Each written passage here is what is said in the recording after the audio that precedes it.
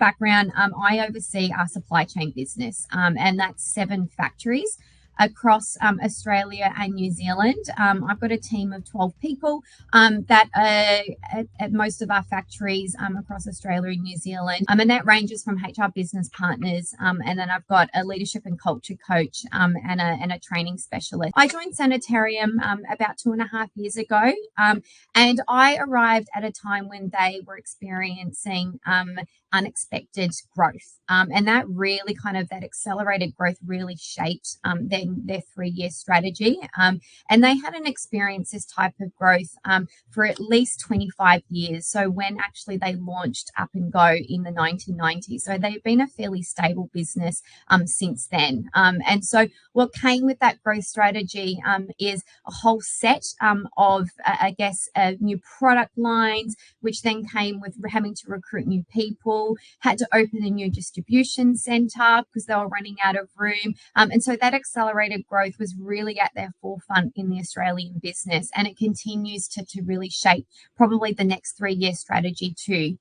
Whereas in New Zealand wasn't experiencing the amount of growth in Australia, New Zealand was really about reshaping the business and making sure that it remained profitable, particularly with some of the products which we were seeing a decline in consumers' appetite, and those based in New Zealand may have seen some of that in the New Zealand market this year, where we've exited our loose cereals. So anyone who knows the Honey Puff brand will be exited next year. And so what came with all that change is that there was no person across our 1,000 workforce that was going to experience some sort of change for themselves over the next 3 to 5 years. And so what led to that is we've had 350 people start in the business in 2 years. We've had at least 50 new people leaders start. So whether that's coming up from the floor and they're in their new leadership role, or they're actually jumping into a higher management role where they've gone from leading others to now leading leaders. And that's 50 people. That's quite significant in terms of how we were going to build their capabilities to really harness and lead their people through that significant change. I also was dealing with a multi-generational workforce. So I really need to have to think about how do I shape that in terms of our culture program. So we've got 18-year-olds that are leaving school. This is their first job out of high school, but right up to people in their late 60s and their early 70s that really have been Sanitarium legends for many, many years and clocking over at least 40 years of service. And so when I came in, look, I was really fortunate. I wasn't coming into a culture that was toxic and needed to be completely refreshed. Sanitarium as a really strong values organization. So I was really fortunate to walk into an organization that had a really strong cultural foundation, people that love working there. I would go and walk across their factories and people would be smiling. They'd be really open to come to talk to you. And so this wasn't about, reshaping, a completely overhaul. It was about really harnessing all the good stuff in which they call the secret sauce, but also evolving that and preserving that and reshaping some of the behaviors to help our leaders and our people to really, experience this change that they were going through. And so when I came in, they had ran a culture program just before COVID. And so they weren't new to running culture programs. This previous culture program was really much, centered off the human synergistics program. And so unfortunately, when that program was run, it wasn't embedded and it wasn't integrated into day-to-day employee experiences. And so what I learned when I was reviewing that program is that they ran workshops, but a lot of these workshops were ran by HR and they weren't leader-led and they weren't owned by the business. And so unfortunately, that program fizzled out over a couple of years. COVID hit, new leaders joined. And so what they were looking when I joined was a refreshed culture program, really centered on supporting the business through change. So that was just some context of when I came in. So with a really strong growth strategy, what I started to think about is around, okay, well, what are going to be the critical behaviors? How do we need our leaders to really feel? How do we need them to behave over the next 3 to 5 years? And being really clear about, okay, what are the behaviors that we need to keep? What are the behaviors we need to change? And what are the behaviors that we need to grow? And so with the leadership team, the supply leadership team, we really, I guess, identified that, there was probably 3 key things that we wanted to grow over the next 3 years. And ECD, I guess, really touched every aspect of those behaviors. One was around building leaders that were achievement orientated. So we really needed them to understand, okay, what is our current state? What's working, what's not working? How do we really need to set ourselves up for success as we go through change? And then what was that future state? And then how do you build your strategies and how you build your actions to get you from current to future state? And so it was about enabling our leaders to be really planned and really quite curious around how they were going to plan for these changes in their factories, but doing it in a way where we weren't expecting perfection. And so I'll give you a really good example. Very earlier on, when we started to use the ECD tool, we were shaping our people strategy for a new distribution center. And when we looked, okay, well, what is that vision going to look like? Rather than just focusing on the objective benefits, saying, yep, we're going to have more volume, people are going to have a better workplace. What we did is we really harnessed around, actually, how do we want our people to feel over the next 2 years, and really use the ECD tools to shape those behaviors around how we wanted them to be feeling at the end of the process. And that worked really, really well. What also came with that in terms of the behaviors we were looking at is we needed our leaders to be feeling and, I guess, leading in a more authentic and affiliative way. So we needed them to be good problem solvers, to be curious with their team, to ask questions. For those of you who work in organizations that are going through change, and particularly in operational workforces, when you're in new leaders, it's very easy to slip into tell mode. That's not what we wanted for our people. We wanted our leaders to be able to be really good listeners. We wanted them to be asking questions and to be really good coaches, rather than doing the telling and the command control, which is quite common in operations when it's go, go, go, particularly in where we were at, because we were at capacity constraint. Everyone was working overtime. And so we were managing a lot of that fatigue whilst we were trying to drive some new behaviors in our leadership as well. And then the third was we really wanted our leaders to understand more about themselves. And that was about getting them really clear around building some situational awareness around the change that they were going through, and then really kind of looking at the mirror and understanding for themselves what drives them, what motivates them, what are our values, and being able to be really authentic and sharing that with their people so they could build that trust and connection as they went through that change together. That's where it has ECD just landed really beautifully when I was driving that strategy. And so what I was looking to do is I didn't want to just run the workshops. I wanted to, because we had learned from the previous culture program, I needed a program that could be really intertwined and embedded through the employee experience. And I wanted something that was really aligned with our values as well. And so with that, I needed to make sure that the business was co-designing this with me. And I'll share with you some ways and I guess some of the practices in which we've used ECD across the employee workshop. And I'm more than happy to share these tools and get any questions towards the end. And I'll share with that after I've used the meals pilot. And so the good news is, in everything that I wanted to do with this culture program, is it needed to measure the value. So by the end of next year, I hope that at least 1,000 people of our workforce have experienced ECD, whether or not that's been in a workshop or that's been through another way that we've embedded the tool in learning or in training. And so far, we've had at least 300 people that have experienced ECD in the last 18 months, which is really, really great. I didn't actually start with the leadership in terms of trying to influence and convince them that this was a perfect tool for us to really drive. I actually had to start with my own team because I'm not embedded in our factories. I'm not in the trenches. I needed that emotional contagion to start with them. So it's actually the first workshop that I ever ran was with my own team. And so I needed their buy-in. I needed them to really give me honest feedback around, is this going to work?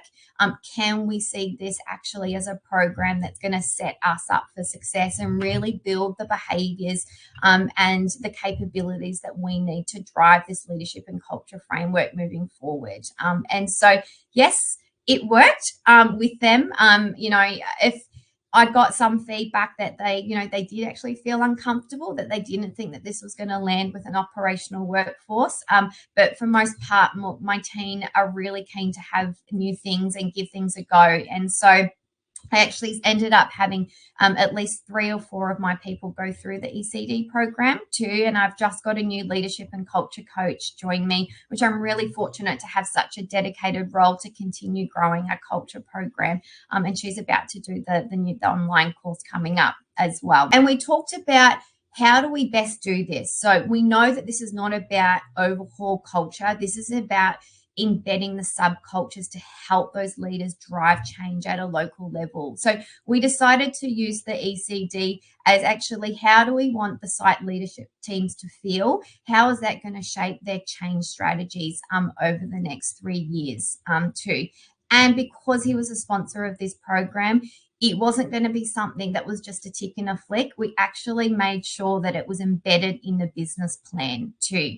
And that was really critical to get that buy-in. It can't be something that sits in the HR strategy. It had to sit in the business plan for us to know that it was going to be successful when we were going to have such a broad range of people experience the ECD tool. I really harnessed the change element to that. And so really fortunate that, Jeremy and all those of you that are really close to the tool have, developed a change workshop. I actually kind of embedded that before that got shared. And so this is the great versatility of the tool, is that you can shape it the way and contextualize to where you are in your organization.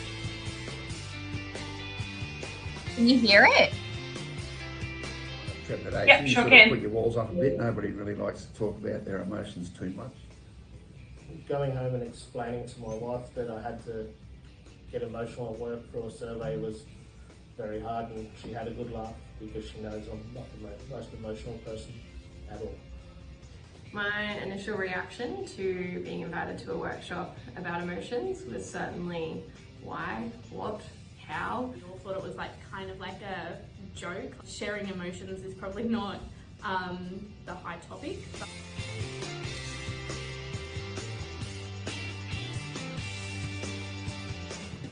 Very positive, very constructive, and yeah, just gives that understanding of someone in a different role who might have different challenges to what I do. The thing for me is it does break down that kind of emotional barrier between a leader and their employee.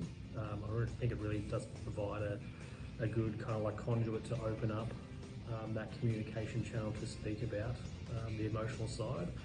Would be just seeing what is most desired or what is most undesired with our peers and the people that we're seeing 5 days a week.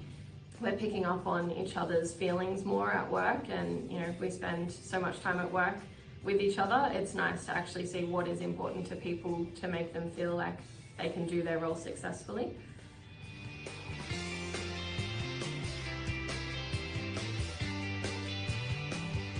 It was also really interesting to see who had such a good case for their words, so who was willing to push forward and say, no, I think this should be really important and why.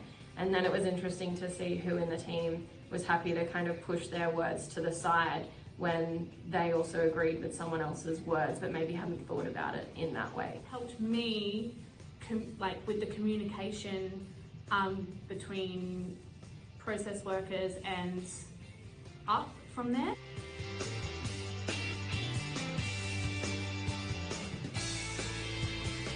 Top feeling that I got from the training was probably connected, but tying in with the training, the word connected came up repeatedly, and that for me is incredibly important. So if you're not connected to your team and your workmates, then success won't happen. My top feeling to be successful at work is involved. Also like to encourage others to be involved at work. I think many hands make light work, and you can start with a good idea, but talking to others make it a great idea. Fun loving for me was the top pick of my cards. I feel that when I laugh or have a practical joke or a joke with someone, it's infectious and it infects everybody through the workplace and everybody's laughing. So that would be my top card.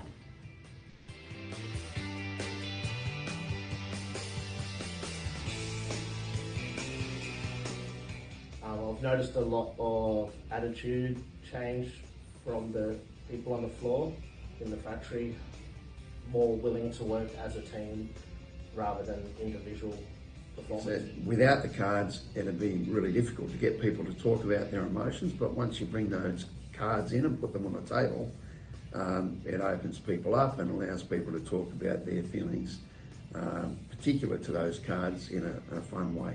It was really good to see people saying, you know, when I turn up each day, this is how I want to feel. And when I'm leaving for the day or heading home, I don't want to be feeling these ways. I'm hoping. It was quite nice to see the range of answers that were given from different people, and also how cross-department, some people were feeling the same way, and yeah, they kind of were able to relate to each other, even though on a day-to-day basis across departments they may not come into contact with each other for most of their shift. So that was quite nice to have those connections start to develop during our sessions as well. When rolling that out to the operations team, with management team present, it did take a bit of time to kind of like break down those initial walls. But I think definitely the first session set us off on a very good and constructive path. So we split our program over 2 separate sessions, and there was a noticeable difference when we started that second session just around the openness and the communication of our employees, because they knew the goals we were working towards. They knew we were trying to foster a culture within the business where we can readily share those emotions and talk about things that we want, how we want to feel at work and how we don't want to feel at work. It's great when I walk across the factories and I'll see a pack of cards on a leader's desk. But also, you know, my team are very much advocates and champions as well. So we will always talk about, okay, if we've got a program coming up, is this an opportunity where can we use the cards? If so, why? Or if not, why as well? So it's been really quite deliberate and making sure that when we use the cards, it's going to add value and we can really measure that value. Because I said before, I don't want us to overuse the cards where people go, oh gosh, here come the cards again. I don't want that. I want it to just be naturally fit into the way that we do things around here, and kind of what drives that emotional culture moving forward.